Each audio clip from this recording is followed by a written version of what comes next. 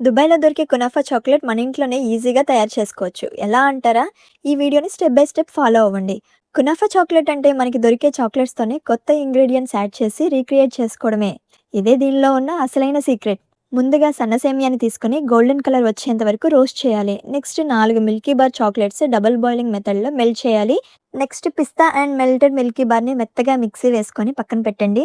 ఇప్పుడు పిస్తా paste and సేమియాని బాగా mix చేసేయండి. ఇప్పుడు డైరీ మిల్క్ చాక్లెట్‌ని కూడా తీసుకొని డబుల్ బాయిలింగ్ మెథడ్‌లో మెల్ట్ చేసి, ఈ చిక్కని చాక్లెట్‌ని ఒక చక్కని బాక్స్‌లో వేసే ముందు మిల్కీ బార్ తోటి ఒక చక్కనైన డిజైన్ వేసేయండి. మనం ఇందాక ప్రిపేర్ చేసాం కదా!